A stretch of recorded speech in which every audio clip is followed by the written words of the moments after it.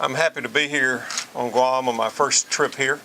I've had good meetings with leaders of the business community. I've met with the governor and the lieutenant governor this morning. I'm looking forward to going to Saipan this afternoon. Obviously, Guam is one of the focuses in the Navy today because of the move of about 8,000 Marines and their dependents to Guam. And we are focused on this move. We're committed to this move, and we're committed to making sure this move is done right, both for the Navy, the Marines, and for Guam. Secretary of the Navy Ray Mabus, during his stop-off on Guam, met with military officials, Governor Felix Camacho, and members of the local media to talk about some of the pressing issues dealing with the island. Obviously, one of the biggest issues is with the move of the U.S. Marines from Okinawa to Guam. There have been some concerns with the buildup, but Mabus says none big enough to affect the completion of the move. Not even an amendment by U.S. Congressman Neil Abercrombie, which is included in the 2010 Defense Authorization Act. That amendment seeks to require higher wages for buildup-related jobs. It would also limit the number of foreign workers for those positions. Mabus says it could certainly increase the cost of the buildup, and it could cause delays. The Department of the Navy and the Department of Defense doesn't want anything to delay or cause any issues with this move. We're completely committed to this move, and we were concerned about the cost of Congressman Abercrombie's amendment.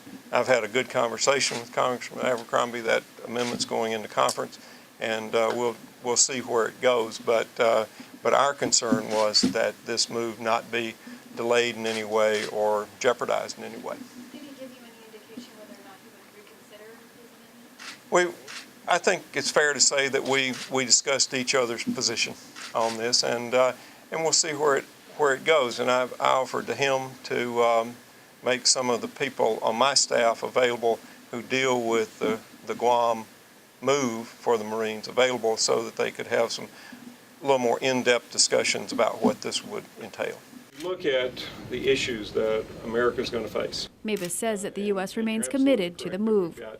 Now, during his trip, Mabus will be flying to Saipan and will also be stopping off in Japan to meet with government officials there. One issue will be to discuss the cost of housing on Guam, a concern he also expects to settle. This is an ongoing process. It's not,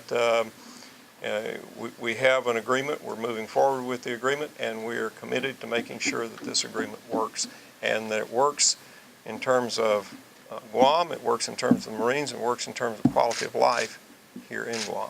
Mabus stressed the strategic importance of the island, and expanding the military force on Guam would better allow them to respond to incidents within the Asia-Pacific region, be it wartime or humanitarian.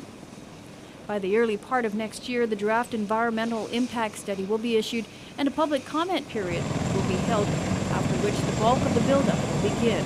As for the timeline, Mabus says they are still on track.